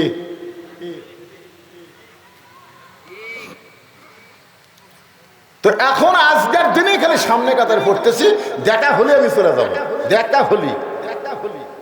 ওসমান গনি বলতেছে আপনার দেখা হবে, তার গ্যারান্টি কি? রাখাল বলতেছে আমার চোখের পাওয়ার ভালো আছে, আমি দেখতে পাবো। ওসমান গনি বলে রাখাল ভাই আজ কয়েক বছর হলে সামনে কাতারে নামাজ পড়তেছি, এখন পর্যন্ত আমার দেখা হয় না। রাখালকে কি করলে? ওসমান গনি বলতেছে কয়েক বছর হলে সামনে কাতারে নামাজ পড়তেছি, এখন পর্যন্ত আমার দেখা হয়নি। রাখালকে আমার দিকে তাকাও তো দেখি, তাকাও। ওসমান গনি ধরে তাকাছে, চোখের মনি তো ঠিকই আছে, তো দেখা হয় না কেন? রাখাল দেখতে চায় হযরত ওমরকে, আর ওসমান গনি দেখতে চায় নামাজের মালিক আল্লাহকে। আল্লাহ রাসূল বলেছেন বুখারী শরীফের কিতাবুল ইহসান হাদিসটা পড়েন, আনতাবুদুল্লাহ কাআন্নাকা তারাহু ফাইন লাম তাকুন তারাহু ফাইন্নাহু ইয়ারাকা। কোন আল্লাহর বান্দা যখন ইবাদতের মধ্যে শামিল হবে, ইবাদতের মালিক আল্লাহকে দেখতে পাবে। আল্লাহ যদি দেখা সম্ভব না হয়, আল্লাহ তাকে দেখতেছে, এই বিশ্বাস তার কলিজার মধ্যে আসবে। ওসমান গনি মনের মধ্যে বড় আশা, যাকে সেজদা দিলাম তার কুদরতি পায়ে যেন একটাবার সেজদা দিবার পারি, এই দৃশ্য যেন আল্লাহ আমাকে দেখায়। এই চিন্তায় সামনে কাতারে নামাজ পড়ে। ওসমান গনি বলে ভাই কয়েক বছর হলে সামনে কাতারে নামাজ পড়ি, এখনো পর্যন্ত আমার দেখা হয় নাই। রাখাল বলতেছে কান্দা লাগবি না। কান্দা লাগবি কেরা? তুমি আমার হাত ধরো, তুমি আমার হাত ধরো। রাখাল ওসমান গনি বলতেছে তুমি আমার হাত ধরো, আমি নিজেও দেখবো, তোমাকেও দেখায় দেবো। এবার ওসমান গনি খফ করে হাত ধরে বলতেছি ইয়া আইয়ুহাল্লাযীনা আমানু তাকুল্লাহা ওয়া কুনু মা'আস সাদিকিন। ইমানদারেরা, আল্লাহর ভয় যদি ভিতরে রাখতে চাও তাহলে সত্যবাদীদের তোমরা সাথী হও। আপনারা বলেন তো সত্যবাদীর সাথী হওয়া বলতে কি বোঝাচ্ছে? ইন্নাল্লাহা ইয়ামুরুকুম আন তুআদ্দুল আমানাতি ইলা আহলিহা ওয়া ইযা হাকামতুম বাইনান নাস আন তাহকুমু বিল আদল। আল্লাহু আকবার, জোরে বলেন আল্লাহু আকবার। সত্যবাদীর সাথী হওয়া মানে কি? আপনারা বলেন তো বর্তমানে বাংলাদেশে মানুষের কথা যারা বলে তারাই সত্য কথা বলে, না যারা কোরআন নিয়ে কথা বলে তারা সত্য কথা বলে? তাহলে কোরআন নিয়ে যারা কথা বলে, কোরআন নিয়ে যারা রাজনীতি করে, কোরআন নিয়ে যারা রাজত্ব চালাবার চায়, তাদের সাথী হওয়ার কথাই এই আয়াতের মধ্যে আল্লাহ পরোক্ষভাবে বলতেছে। জোরে কোন কথা ঠিক না? বুঝতে পারছেন? ওসমান গনি রাখালের হাতটা ধরে মনে মনে বলতেছে আল্লাহ নিজের যোগ্যতায় আমি কোনোদিন দেখতে পাই নাই, আজকে এমন একজন লোক পাইছি সে নিজেও দেখবে এবং আমাকেও দেখায় দিবে। ওসমান গনি বড় আশা নিয়ে রাখালের হাতটা ধরে বসে আছে। কিছুক্ষণ পর নামাজের সময় হয়েছে। নামাজ মানে জামাতের সময়। যেই জামাতের সময় হয়েছে মুয়াজ্জিন আকামত দেওয়া শুরু করছে। আকামত আপনারা বোঝেন না? আকামত বোঝেন আকামত? আচ্ছা, মুয়াজ্জিন যখন আকামত দেয় তখন বসে থাকার কোনো সুযোগ আছে? চেয়ারত যারা বসে থাকে এরা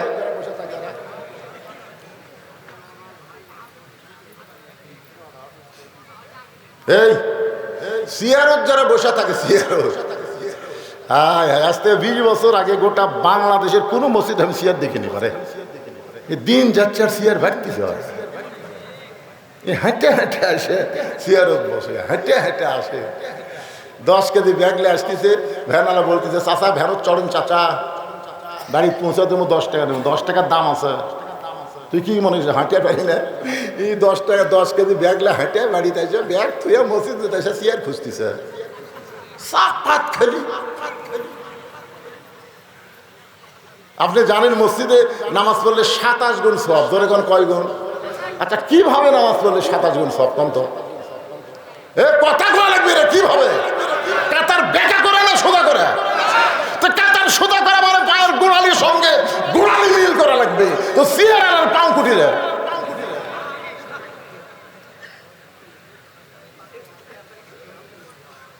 সামনে একজন ফাঁকা দিয়ে পিছনে যতই কাতার করেন সামনে কাতার মাকরু হয়ে যাবে। এই জন্য চেয়ারত যাই বসছে, ওই জন্য হেঁটে এসে চেয়ারত বসে, তার মানে খাড়া হওয়ার পাওয়ার আর আছে। নামাজের ভিতরে বাইরে 13টা ফরজ, তার মধ্যে একটা ফরজ হলো দাঁড়িয়ে নামাজ পড়া। জোরে করে কথা ঠিক, কথা কর না কেন ভাই, কথা কর না কেন? চারজন মুসল্লি ওই চেয়ারে 4 পাও কান্দত দেবেন সহ চেয়ারত বসে থাকবে, 4 জন মুসল্লি 4 পাও কান্দত দিয়ে আস্তে করে বারান্দা থুয়ে আসবেন। ওখানে থুয়ে এসে বলবেন লা ইউকাল্লিফুল্লাহু নাফসান ইল্লা উসাহা। আল্লাহ বলেছেন যার কষ্ট হবে এমন কিছু আল্লাহ চাপাই দেয়নি। 60 বছর চাকরি করলে সরকার যদি তাকে পেনশন দিবার পারে, 60 বছর করছে, বুড়া বয়সে চাকরি করে পারবি না রে, চোখের পাওয়ার নাই, হাতের পাওয়ার নাই, মাজা ধরে গেছে, এখন বসে থেকে পেনশন দেই। তো জুয়ান বয়সে যারা জামাতের সঙ্গে নামাজ পড়ছে, বুড়া বয়সে যদি পড়বার নাও পারে, যেখানেই পড়ুক আল্লাহ সোয়াবের পেনশন দিয়ে দিবে। ধরে কথা কম না, সরকারের চাইতে আল্লাহর কি দয়া কম নাকি? সমস্ত ইবাদতের মধ্যে নামাজ হলো সরকারি চাকরির মতো ইবাদত। আপনি রোজা যদি না করেন আপনি কাফের হবেন না, হজ যদি না করেন আপনি কাফের হবেন না, যাকাত যদি না দেন আপনি কাফের হবেন না। মান তারাকা সালাতা মুতাম্মিদান ফাকাত কাফারা, এক ওয়াক্ত নামাজ বাদ দিলে কাফের। লা সালাতা লা ঈমানা, যার নামাজ নাই তার ঈমান নাই। যখন আসলো ছেলে তখন টাইট, ওই একদিনও মসজিদে আসেনি, বুড়া বয়সে এখন চামড়া ঢিল হচ্ছে, আল্লাহর সাথে মিল দিয়ে সিয়ারত করছে। ইয়ে আর কি আল্লাহ পছন্দ করবে না? কুমু লিল্লাহি কানিতিন, দাঁড়াও আল্লাহর আনুগত্য নিয়ে দাঁড়াও। যদি সিয়ারি আপনি রুকু সিজদা করবার না পারেন, আপনি দাঁড়িয়ে নামাজ শুরু করেন, দাঁড়িয়ে নামাজ শুরু করেন। যদি রুকু সিজদা করবার না পারেন তখন আপনি সিয়ারে বসেন, আবার যখন ইমাম দাঁড়াবে তখন আবার আপনি দাঁড়ান। যদি নিচে বসবার না পারেন অন্তত দাঁড়িয়ে নামাজ শুরু করা লাগবে। জোরে কোন কথা ঠিক কি না? আমার কথা কি বুঝবার পারলেন ভাইজান? কয় দিনের নামাজ পড়তেছেন, একটু আল্লাহকে খুশি করার নামাজ পড়েন, মনোযোগ দিয়ে শোনেন। যেই মাত্র মুয়াজ্জিন আকামত দেওয়া শুরু করেছে এমন সময় হযরত ওমর মেহরাবের মধ্যে ঢুকছে। আপনারা বলেন তো ওমর মেহরাবের মধ্যে কোন দিক দিয়ে ঢুকলো? দরজা দিয়ে ঢুকবে না, আল্লাহর কোরআন দিয়ে যখন রাষ্ট্র চলবে, প্রত্যেকটা ইমাম হবে এলাকার নেতা। জোরে কোন সুবহানাল্লাহ। ওই মেহরাব বরাবর একটা রেস্ট রুম থাকবে, ওই রুমের মধ্যে ইমাম নেতা রেস্ট করবে। যেই মাত্র আকামত দিয়েছে একটা ছোট্ট দরজা দিয়া হযরত ওমর মেহরাবের মধ্যে ঢুকেছে। যেই মেহরাবের মধ্যে ঢুকেছে ওসমান গনি রাখালের হাতটা ধরে আছে, আর রাখাল খালি